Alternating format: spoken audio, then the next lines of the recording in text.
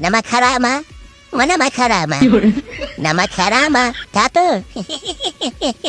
یاره هو دوستانو نن به زه تاته دا نمک حرامه چې دی که نه واضح چې نمک حرامه څوک دی اصل کې بره خلکو نمک حرامي کړې ده او که ښکته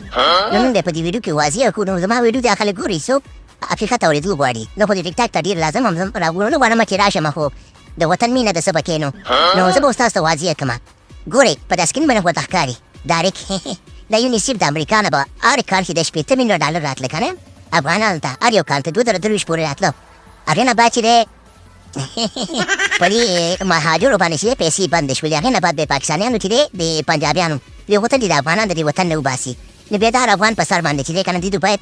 800 شاوخوا ډالر به ورکول او کورنۍ په سات دوی به وطن ته یعنې خپل وطن ته باید لاړ شي ها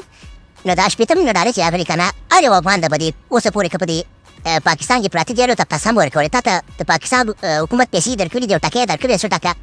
نو یوه ټکۍ ورته نه ده ورکړې دا پیسې به راتللې دي د ښه روغتیا دپاره د دې د اوسېدو دپاره تر اوسه په 1 روپۍ دې لږ دې تور سوړي اوسه پورې افغانانو ته نه ده ورکړې نو اوس تاسو ووایئ افغانان خو دې تاسو په خپلې خولې خبره دی زما ښکته پښتنو ورونو تاسو خپله خولې خبره ده موږ افغانان ګوره کباب خوند کړی دی فروټ هم پرس کړي دي د تنور کار هم کړی دی دیاري هم کړی ده چې څومره سخت کار یې موږ په افغانانو په دې وطن کې کړی دی صحیح ده خو تر اوسه پورې الحمدلله تازاري نه یو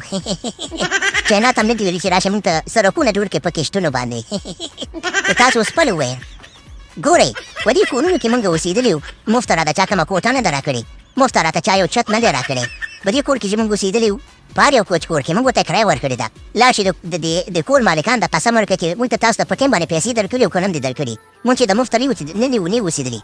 ګیس هم استعمال کړی دی د ګیس بیل ورکړی دی چې بجلي استعمال کړی دی د بجلي بیل ورکړی دی چې هسپتال ته تللی دی په خپل شخصي پیسو باندې د خپل د بچو د مور او پلار د خپلو ناروغانو علاج یې کړی دی نو اوس تاسو وایئ چې دا پیسې چې راتلې دا چا وخوړي موږ ته خو چا هم رانه کړي یارانې د خدای پاک دې داسې پیسو ته موږ کښېنئ موږ الحمدلله دغه خوارکي خلک خپل ځان ساتلی شو چې دا تاسو هم درکړي دي د ستا دې مبارک شي خو په هرې دنیا به د دې خبرې سوال او جواب کیږي هلته به بیا څه وي هلته خو پې پردې نه شي اچولی که نه هلته به د پرتوګو کمیس هم بیني ته خو لا پردیات یې نو دوستانو دې ته اوس تاسو خپله ځان سره ووایئ چې نمک حرامي چا کړې ده صحیح ده زه به نه لاړ شمه بس ماته اجازت راکئ نورې خبرې به بیا کوو او سلامونه په اخره کې درته وایم چې الله پاک دې نمک حرامه تباه و برباد کړي تاسې امینه